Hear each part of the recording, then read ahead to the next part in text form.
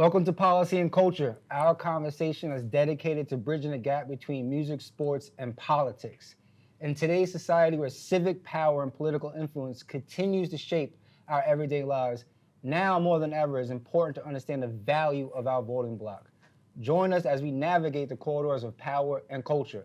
My name is Dan Lloyd. I'm Andrew Ayodeji. We'll be bringing you your weekly messages to the grassroots, and we'll be bridging the gap between policy and culture. And today, we have a very special guest. We have a friend and a local leader, a regional leader that has been putting in the work that our communities need, especially when we talk about policy and culture, is the definition of authentic policy and culture, understands the political realms, has had decades of political legislation that has helped advance our communities, specifically our Black and Brown communities, and as well as maintain leadership in our culture and as an authentic representation of our culture. We are blessed to introduce our 2nd District Nassau County Legislator, Ms. Siela Bynoe. Greetings. Hi, Dan. Hi, Andrew. How are you today? Wonderful. Good. Thank you for Good. coming. Thanks for having me. So, as our conversation, our discussion, again, the fundamental vision is to eventually build a strong voting bloc that truly understands the power of shifting political will. And so when we talk to our local elected officials, we always like to get a better understanding of their journey. Mm-hmm. Now, how did you get into this position? Was it something that was naturally interesting to you at a young age? Or was it just maybe later on in life, it kind of you kind of got positioned into this and then began to understand the realm of local politics? So just talk a little bit about your journey, and then also your specific 2nd District seat. What communities are under that, and the role of a Nassau County legislator? Absolutely. So I'll tell you that service is just innate for me. It's something that I have always lent myself to, and my mother and father identified that in me as a young person. And so they knew that I was always going to be volunteering somewhere, doing something, and they never begrudged me an opportunity, a ride, investing in me to be able to do that. So service was also a part of my family vocation, and it was a chosen vocation. My parents were both New York City public servants. One worked with MTA, the other with health and hospitals. And so I watched them serve, and that's how I really got led into this type of vocation. And it started, honestly, by way of working in public housing. I was a deputy director of North Hempstead Housing Authority back in the early 2000s. And then midway through that first decade into 2000, I started working with the town of Huntington Housing Authority. Okay. And I was the executive director there, and I was there for 14 and a half years. Oh, wow. And in serving in that role, in that capacity, the local leaders back in the town of North Hempstead in the local community of Westbury said, we'd like you to join the Housing Authority board as a commissioner. And so I was doing both things. I was running the Housing Authority here in Huntington and then also serving as a commissioner in the town of North Hempstead. And it was there that I think someone said, listen, how about you run for school board? And that someone was Robert Troiano, who actually is was my predecessor in this legislative seat. Okay. And so I jokingly said, me? Run for a school board? I don't have kids in the school district. I don't have kids, period. I didn't see the connection. But once we sat and we talked about the fiduciary responsibilities of a school board member, the requirements of a school board member to ensure that each child had, access to the education process, the educational system, and just being a voice for residents. And there are a significant amount of residents in Westbury who don't have children anymore, who are sending kids to school. And so I represent a particular population there. Yeah. And so I I ran for the school board and was twice elected to the school board. And there was a time when Robert Troiano was going to move out of the seat, and decide to run for, actually decide to become a part of the administration for the town of North Hempstead, so he could bring direct services into the Westbury Newcastle community. And when he decided to leave the seat, he talked to me about running, and I didn't even hesitate. It just felt right. It felt like really the next step in my service to the region. But I'll tell you that, like I said, it was something that I felt was innate. It was something that was natural to me to want to serve. And but it was amplified. It was amplified back in 2003 when I had a bout with breast cancer. And I can remember being gifted a book called The Purpose-Driven Life. And I read that book through my journey of chemotherapy and radiation. And it was in that moment that I said, I know that I have to live my life with purpose. And so there it is. Purpose-driven life. I did not know that you were a breast cancer survivor. Yes, yes. That's amazing. 20 years. Wow. Blessings, blessings. I usually, have a question for our guests, especially the ones involved in politics of, how did you get there? Not pretty much the same question Dan asked, but, coming up in the Westbury community, growing up in the Westbury community, you kind of just told us, what piqued your interest, so I can't really ask you that question. What do you think now we could do to make politics, more relevant to our young people in those type of communities now? Because I feel like it's an important thing, and it's not really pushed to the forefront the way that it's really supposed to. So what is it that you think that we could catch a Legislator Bynoe at 14's attention now? Like, because, if you caught that information at 14 and had that eagerness to kind of grow into politics, because that's how it is sometimes. It's usually like a lineage of families and stuff like that. So if you got that information at a, an early age, say 14, how different your trajectory would be in politics. You probably could have been our first lady right now. Not our first lady, but, our the first female president. First female president. That's, getting involved in it that early. I think, though, that's possible. How can we make this, like, more relevant, I feel like, in our communities right now, getting involved? Yeah, so one of the first things I did when I got to the legislature, and Kavan Abraham sat me down, who's currently our minority leader, and he said, listen, this is your budget. You use it any way you see fit in terms of employing people. And so I hired two full-time people in the office, but I carved out some money because I wanted to offer internships and not just, the free intern, right? I wanted to be able to pay interns to come during the summer and lend their talents and get exposed to government. And it really kind of morphed from there to a much larger type of internship program that the legislature now enjoys.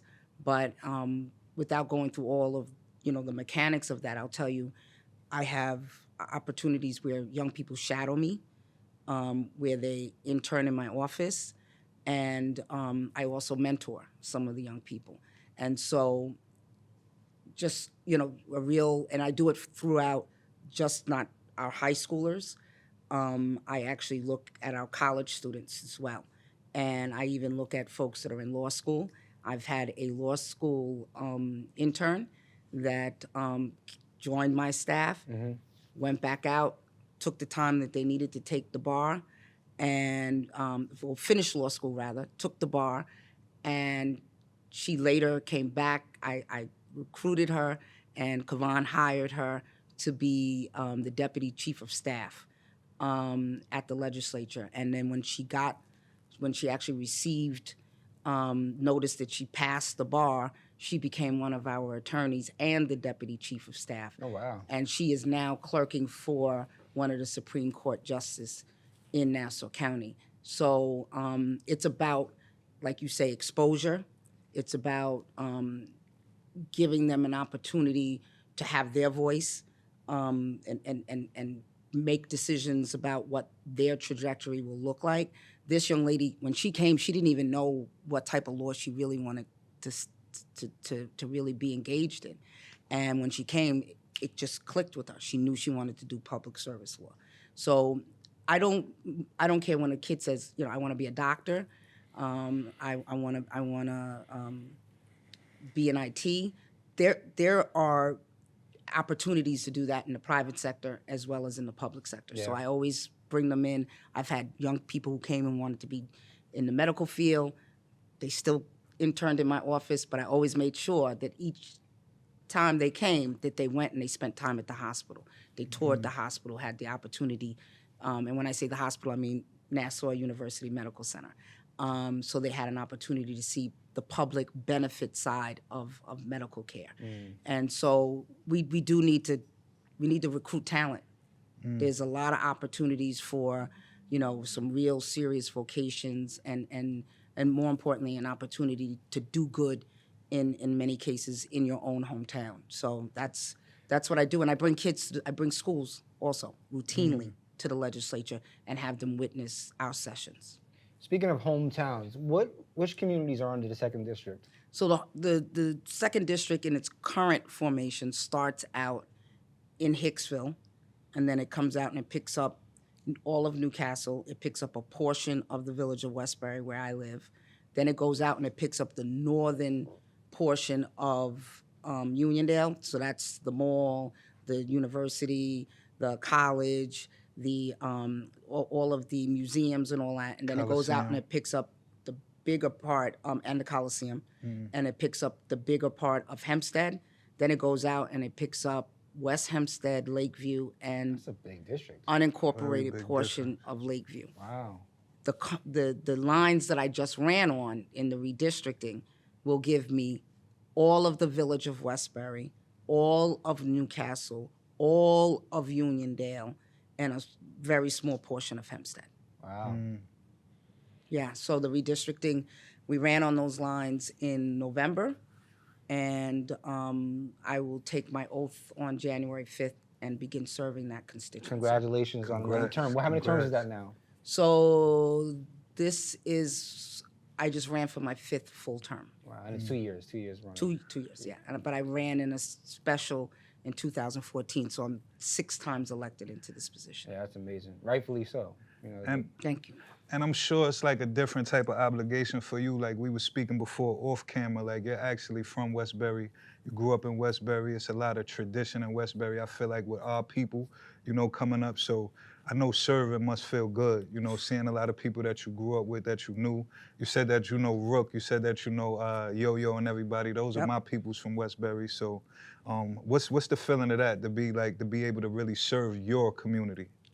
The most humbling experience and the highest honor I think I could even have in life is to be able to serve a community that I've lived in for 50 years, a community that my family moved to in 1973, where my parents were in quest of a better life for their children. And I'll tell you instantaneously, when that car pulled up in front of that house and I started looking around, I knew it was someplace. I felt like it was like a utopia. Like, wow, this is, I couldn't believe that this was Where going you to be our moving from? home. And we moved from Queens, right? Okay, We moved okay, from right. a house in Queens. We did the Caribbean trek. We left Brooklyn, we went Queens, and then we're here in Long Island. And then I just started making friends, and, the experiences in Westbury are just, they're incredible. And we joke and say there's 2 type of people. People who are from Westbury or people who want to be from Westbury. And then there's another really cool coined phrase is Westbury love is real love. It's just a community that just embraces each other, supports each other, and to be able to help and be at the forefront of some of the more challenging times that we faced in this last decade between storms and COVID, and to be able to be a helping hand, it's just incredibly humbling for me. And that coin phrase, Westbury love is, Westbury love. I kind of said that, and you said utopia. I kind of get that feeling when I go out there, and the people that I meet, as we mentioned, like Mike Jack, Rook Petway, these are just real good people, man. And it's something that I noticed coming from Amityville and just being in different towns in Long Island. in gatherings, it's always a dispute. It might be always a fight, a shootout might happen, something. In Westbury, I never really seen that happen at all. I might have seen an argument or something, but at the end of the night, it's more so like a love kind of thing. They're hashing it out through love. Could you kind of tap into that a little bit too, and kind of like give me a testimony to that Westbury love, because I see the difference when I'm out there. Yeah, so, I think the secret ingredient there is that most of the people that you see working in the schools, most of the people you see working at that Yes We Can Center or at the Bunkie Reed Park, we're from Westbury. We are Westbury. And so when we see, an interaction that might be going wrong, 9 times out of 10, we know the parents of those young people on both sides. And so when we go to them and we say, hey, they look at us, they know who we are, and we know who they are. And so there's a level of respect that they provide and that we give. And we try to resolve those issues. I witnessed the other day at the Yes We Can Center, a young person come in and, was riled up because he was like, he always asking me for my ID when I have to come in here. He knows who I am. And I watched Mary at the desk resolve that issue. And I had to go back to her later and say, thank you. I love the way you worked that out. Because she explained it to him, why it has to happen. We need to know you're in the building. We need to, if anything happened here, we need to be able to identify who is in the building. And it resolved. And so I think having people who are from the community, who are invested in their own community, I think makes a world of difference. Yeah, that's so important. We talk a lot about, me and Andrew, we talk about conflict resolution. And a lot of times, a lot of things happen just for the lack of communication. Obviously, there's pride, ego, there could be jealousy, a number of things that happen.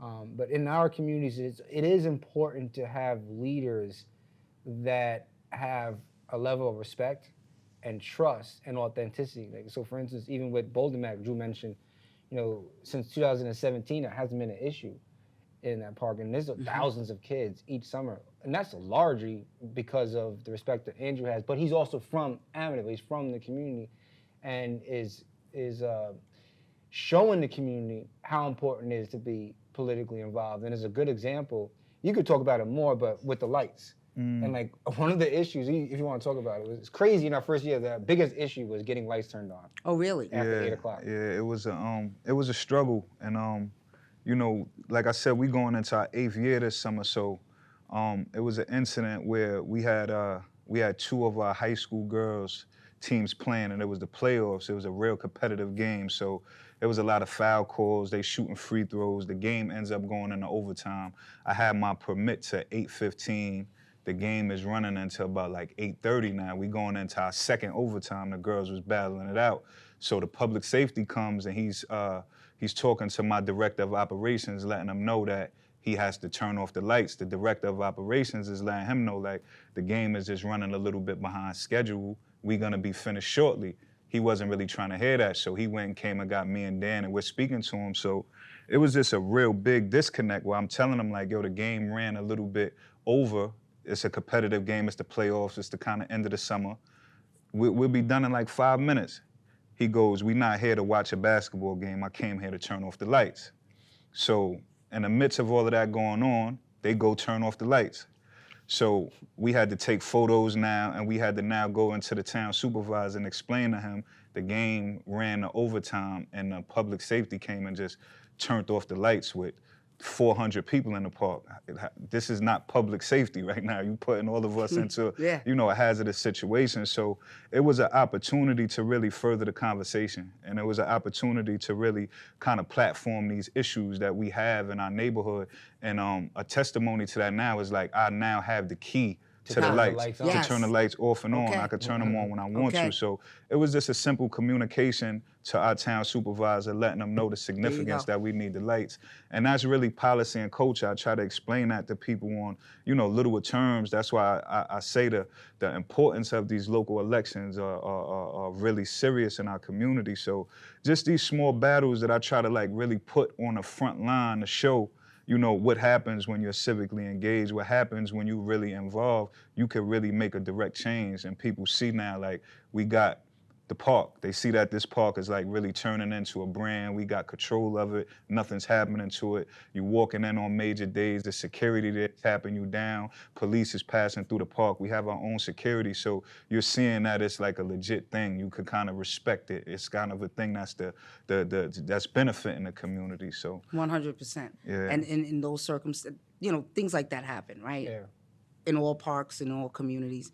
The beauty of it is Mike Jackson, who you referred to before, who runs the league. Yeah, shout out Mike Jack, man. Bunky Reed 100%. All-Stars. He puts in a team every summer with us, man. Shout out to you.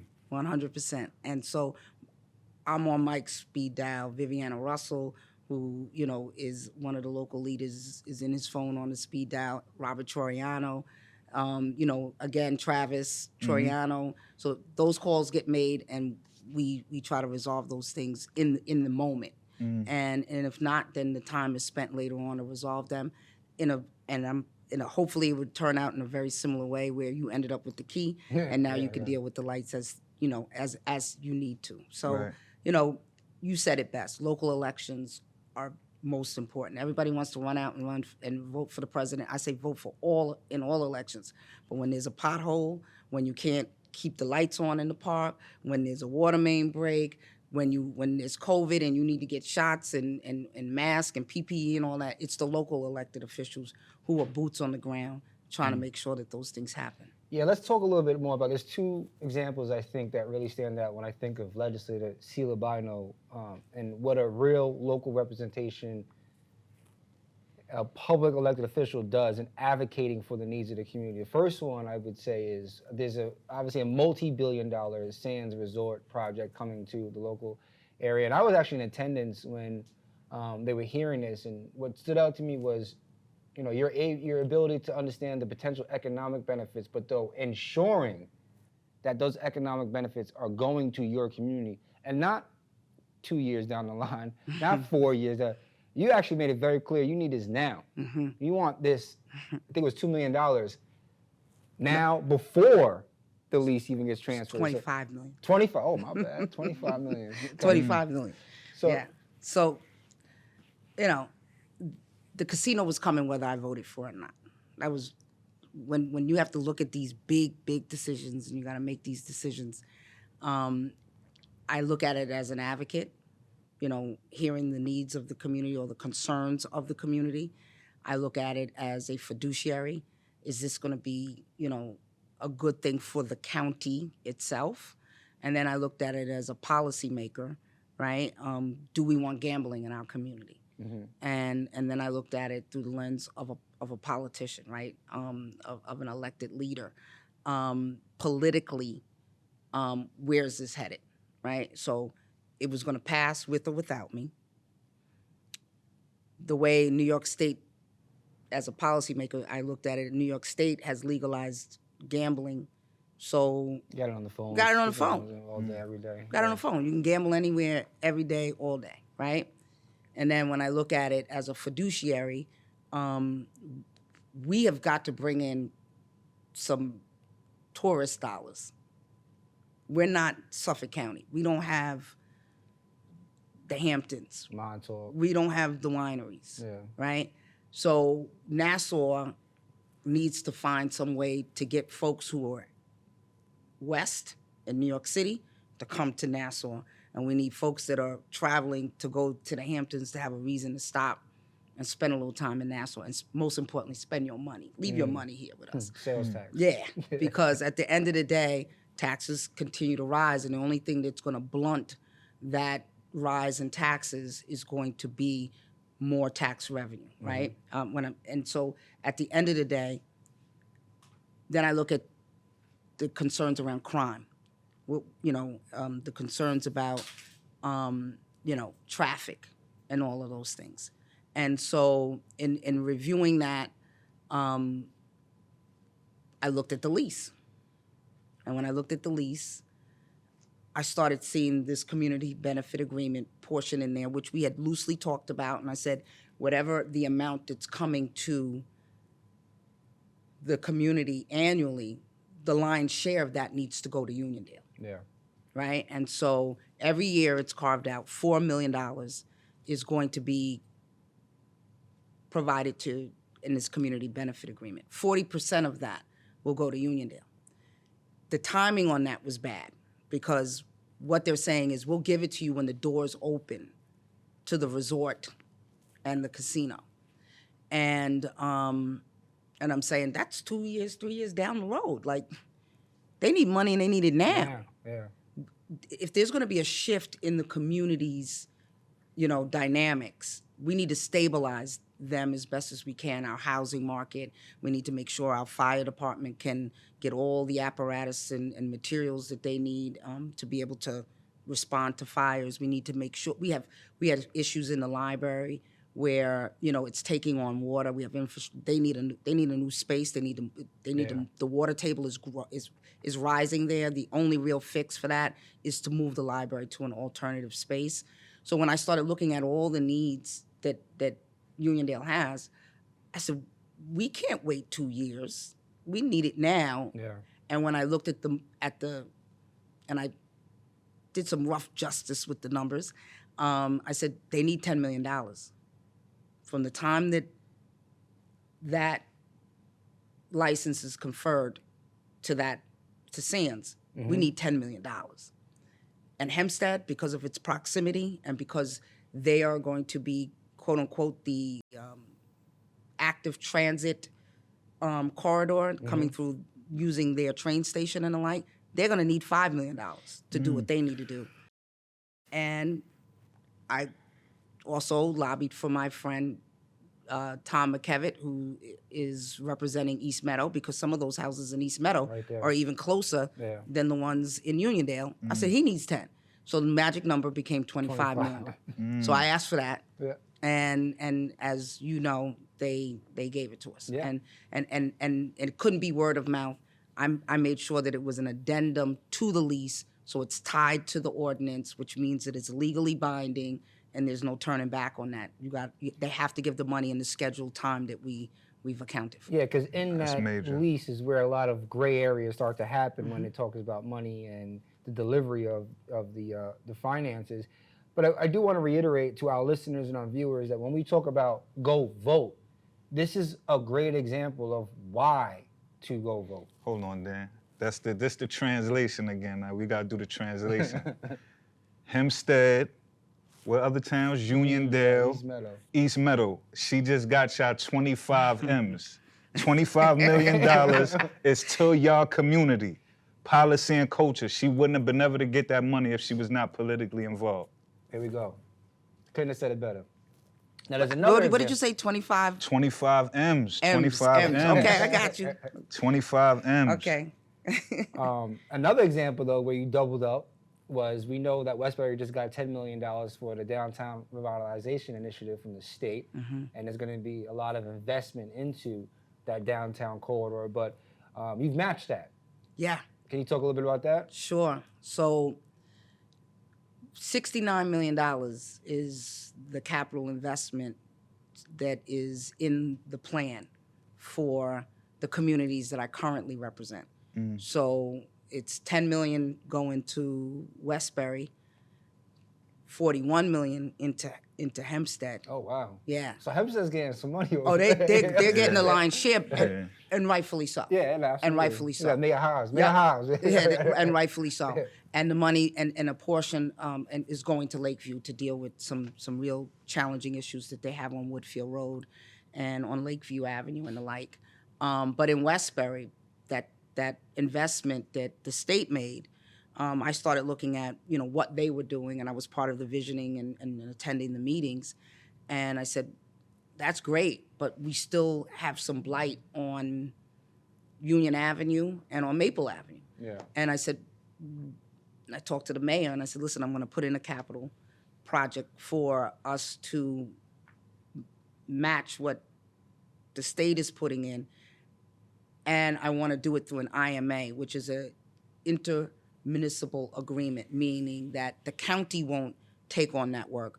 We're going to give the money to you, Mayor, so that you can use the same materials, the same design and footprint that happened on Post Avenue, on Union Avenue, and on Maple Avenue, so that it's cohesive. Yeah. I wanted to make sure that giving him the money, that it would be a cohesive design, so it wouldn't look hodgepodge. It needs to be Yeah. look planned. Yeah. And so this is going to encourage economic development.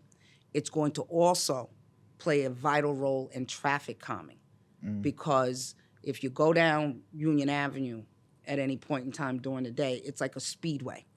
And we want to employ some traffic calming so that, more controlled crosswalks and bulb outs, so that there's a lot of double parking that happens there. We want to deal with some of the issues and some drainage issues. We want to make sure that we deliver a safer, more aesthetically pleasing to the eye, and also an opportunity for economic development in our downtowns. It's funny you say that, because I sit on the DRI for Amityville Village downtown, and we just got, I want to say, 11 million to do the downtown, do that DRI thing, and it's basically the same thing. Their main thing was basically really traffic control down there. Like, they really wanted to control the traffic. That's where a lot of those dollars was going, and also bringing in new businesses though. But it stood out when you were saying that the traffic control, they want to calm that down on the 110 corridor. So yeah. I mean, we're having too many fatalities on our roadways. Yeah, it's bad out here. Yeah, and we can't enforce our way out of it. It's just that we have more cars, and the roadways are utilized, more heavily throughout, the 24-hour cycle. And so the way to really ensure safety is to actually use these traffic calming measures and redesign our roads. I want to talk a little bit. Let's talk for the political heads that are listening, tuned in. Can you talk a little bit about the positioning? We mentioned Minority Leader Abrams before, so you got to give a shout out to him. How is it being in the party that's in the minority, and how hard is it to get things done? Because you just talked about some real effective policy and economic agendas, but talk about the back end policies that have to get done when you're in the minority. So it's hysterical that And we're not talking about, in this case, color or race. We're talking about the minority political party. Yeah, meaning that we are, there's 19 legislators, and there's 12 that are part of the Republican caucus, and there's only 7 that are part of the Democratic caucus. And it's really funny that you would bring that up right on the heels of both of those things, both of those items. And probably the easiest way to illustrate it is the capital investment into the communities. And so in order for a capital plan to pass, it requires 13 votes. Okay? It has to pass with the supermajority. So it can't just pass with a simple majority. So in order for the plan to get through last year, in light of some reports that I had data now to back up my concerns for, especially in some of the roadways in Hempstead, I had data supporting it by way of Vision Long Island with Eric, and he teamed up with AARP, and we did studies. We walked those streets in Hempstead and did studies, and were able to identify that there were some real serious matters that we needed to address. And so, armed with that data and that report, I went into my colleagues in the caucus and said, we got to hold up this plan. We can't give them this money without a lion's share of this money coming into, especially, minority, majority, and now we are talking, ethnicity and race communities. We have significant issues on our roadways that have to be taken care of. Yeah. And so I can, along with Minority Abrahams, we were able to convince our colleagues that they needed to hold up so that we could get things in the plan. And so we held it up. And so we were accused of, trying to withhold resources, to the police, to all different departments and all different other communities. But we knew that this was the only way we were going to get that money in the plan. So Hempstead originally had $20 million in it. we ended up with the 41. We doubled the money in there, and that was Mm. through holding the vote and not giving them that one vote that they needed. Oh, that's what I was going to ask you. Okay, We would not give it to them until they sat down and negotiated our items into the plan. now what is that called? That in political terms, that's basically that's lobbying internally, or is that whipping the vote, so to say? No, well, I would say Were it you was whipping the vote? No, well, whipping the vote is trying to get the votes for something that you want. Yeah. Right. In this case, I wouldn't call it whipping. I would call it we held the plan hostage. Okay. I'm gonna just give it to you plain. Yeah. We held the plan hostage because we wouldn't let it advance without making sure that our items were in there. And so there was dueling press conferences. They had press conferences calling us reckless and all this other stuff. And then we had our own media coverage saying we're not reckless. We're fighting for the needs of our communities. And so we went back and forth. There was some infighting for a while, but then eventually everybody sat down and we got the things that we needed in the plan. So that one vote in itself is extremely powerful. Yeah. And that's why this is important. Definitely. And that's why the 2023 elections, and I said, I know people get tired of hearing us say that. That's why the 2023 election that we just came out of was hands down the most important election in the decade, because we redistricted, right? And everybody's running on new lines. And it was a plan that was passed by the Republicans, the redistricting plan, and it was set up really where we could have ended up with only 6 seats or 5 seats. So we had to organize and engage our communities and explain to them that we cannot be in a position where the Republicans were in a supermajority, where they had the 13th vote, because we would be locked out of capital plans into the next, for the next decade. Yeah. And obviously the county executive.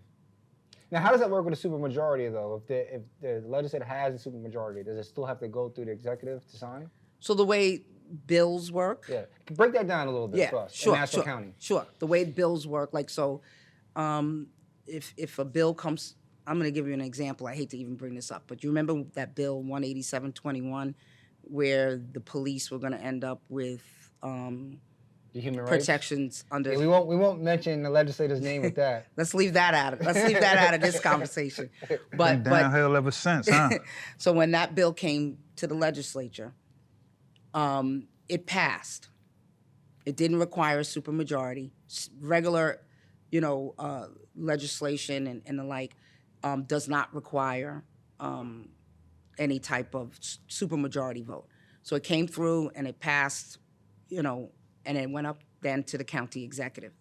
The county executive has the ability to veto a vote. Mm-hmm. And veto is just basically say no. Say no. Yeah. Or she could just leave it sit there and just not sign it. And if it never gets signed, it doesn't progress. And in those situations, it's politics, but you also get a chance to see where people's moral compasses is at, and you get a chance to see it on a platform, and I think that's really important, man. You see, the core values, because politicians could tell us anything. People have a vision of politicians of people that's just trying to sell you a dream anyway. So when you see people frontlining for a very serious issue like that, us going through what we went through with the George Floyd situation, just a lot of situations with law enforcement, and you see someone really compassionate about the community, understanding the people, understanding the pain and the history of that, then you see someone on the flip side kind of just go against that been lobbying for these things for years. It's kind of it's kind of tricky. They could play on the psyche of you. So it's good to see that we have people frontlining that for us in that situation right there. Absolutely. It was about blowing the whistle Yeah. on that issue. And in that case, it wasn't about blowing the whistle and getting that legislature packed with people for the vote not to pass in the legislature, because I knew it would pass anyway, because they had the votes. The Republicans were going to vote for it.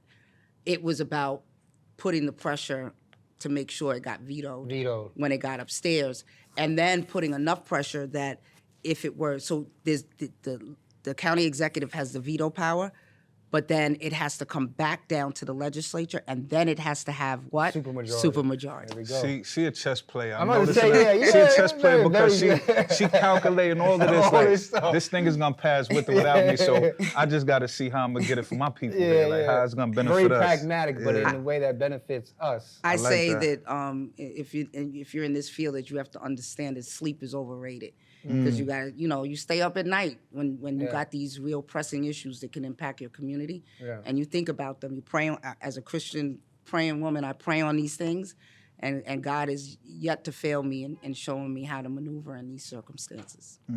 Last thing, we want to have a little fun before we end off, but I do want to talk a bit about a few things: economy, jobs. As we mentioned, Sands Resorts is proposing thousands of jobs, and we were just literally in Nassau this week working on Opportunities Long Island to make sure that young Black and brown women and men get into the construction and trades via this pre-apprenticeship for unions. There's a lot of interest, a lot of hunger to get into these programs, and these apprenticeships position for building, construction, offshore wind, the green economy. So when you were advocating for funding, not just from the same resort, it's also for jobs. And that's what creates this middle class, this sustainability on Long Island.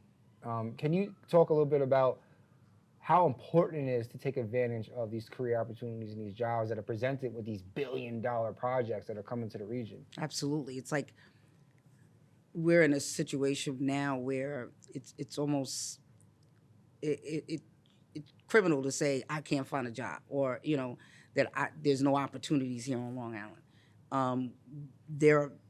We're abound with opportunities. Yeah, it's a lot. It's about how these industries come into the community and how they're going to engage us, right?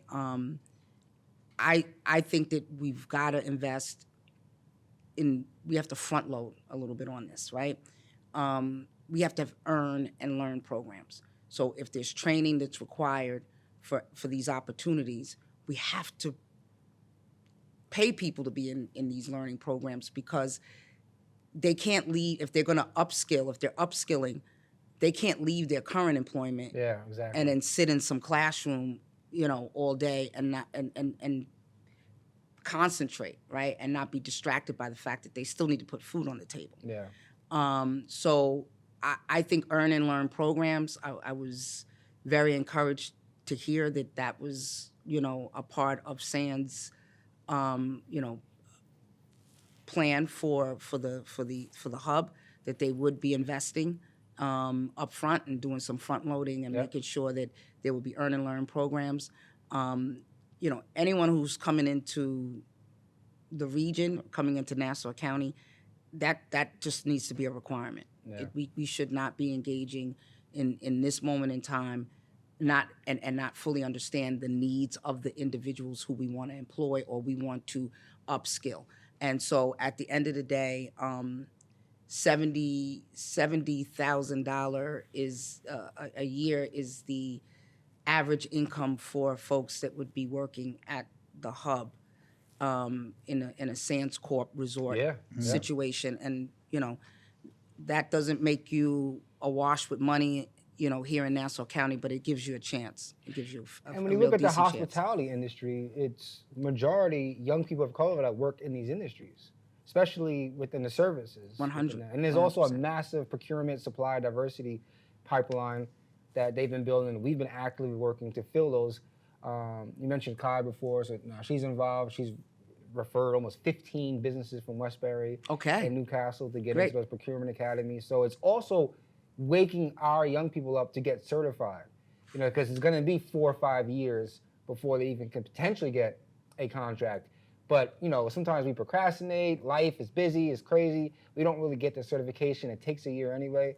But now it's like there's a reason to do it, and there's support around it to actually process that entire application, which could be a little 100%. Yeah. And so in whatever capacity I've worked on, almost every year I've held an MWBE certification seminar to make sure that small local businesses have an opportunity to compete and secure contracts from government or through these billion-dollar opportunities.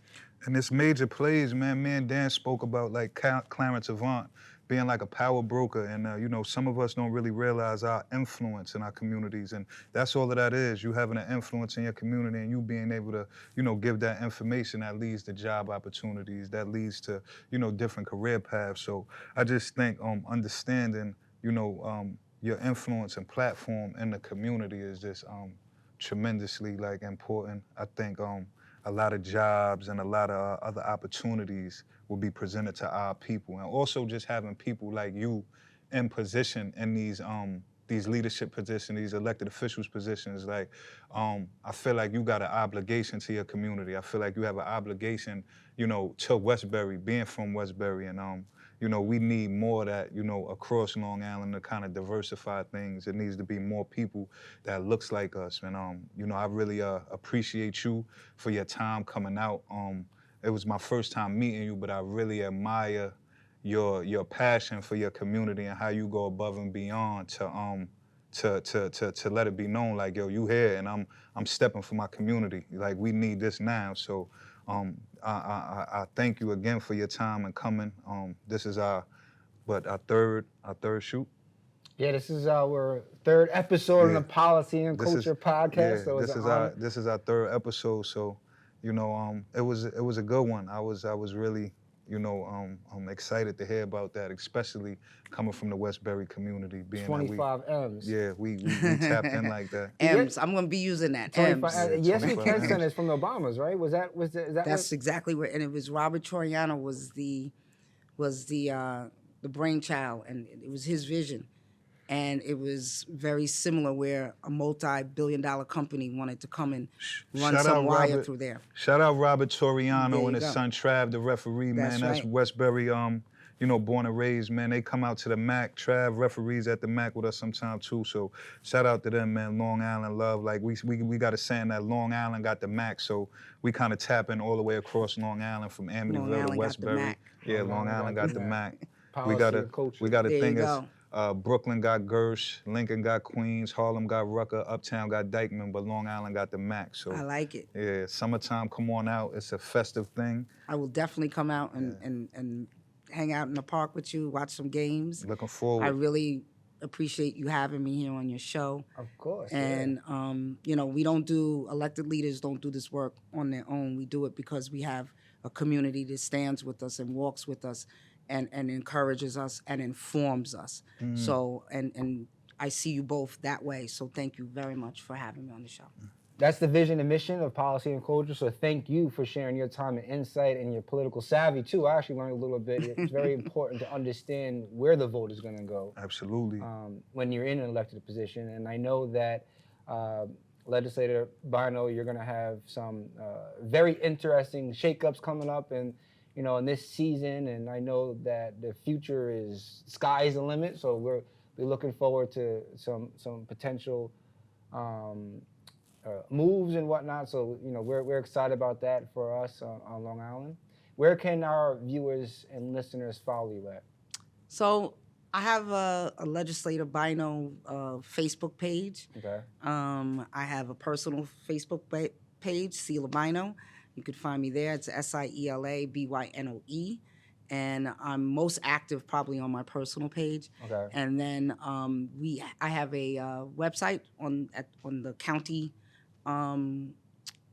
system, and so there it's interesting because you just Google Nassau County Legislator Siela Bynoe, and there you'll be able to actually join the E-team, which means that once you get on the E-team, any blasts, anything that I know about, any information, anything that I need to let you know, I can reverse blast you through the E-team. So if you join the E-team, you can get up-to-date information from my office on a regular basis. Excellent, excellent. Mm-hmm. Any final words for our youth? Get engaged. Engage your local elected officials. We want to hear from you. I set up opportunities to engage our youth, but don't wait for me. If it's in your heart to want to be in service, just call us. We're looking forward to hearing from you. We got to finish off with one question, though. We're working around this, but we try to put it together authentically. obviously it's policy and culture, and we always kind of go back and forth. What's more powerful, an elected position or a cultural influencer? So we're going to give you some names. You have to choose one, though. You can't choose both. And the choice is who's going to have the most impact if you're trying to enhance the community. It doesn't matter if it's political, financial, whatever. It's just you have to choose with one person. So I'm going to give you who off the top of my head, Michelle Obama or Rihanna. That's good. And I got to pick one. Only one. But it's going to drive your agenda. You're going to get the legislative done. You're going to bring millions of dollars to your community.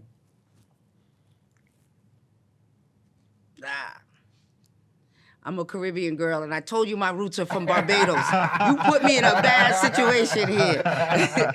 I'm gonna rock all day with the First Lady. Oh, okay. I'm gonna go with the First Lady because the First Lady keeps herself current. She's a roll up your sleeves type of woman. I'm gonna go with the First Lady. Okay. I'm gonna listen to Rihanna. I'm gonna get inspired by Rihanna, but I'm gonna go with the First Lady. I respect that. I like that. You got I one? like that. Nah, that was good. That I was think good? we can end All off right, with that we'll one. That wrap was up with good. that. We gotta get some more, but that was a good one. That was good. That You was set me up definitely- though. All right, well, thank you again, Legislator Bynoe. My Blessings. pleasure. My pleasure. And again, this is the Policy and Culture Podcast where we talk about music, sports, and politics. Follow us at Policy and Culture on Instagram and TikTok, and website is policyandculture.com. My name is Dan Lloyd. I'm Andrew Ayodeji. Blessings and thank you.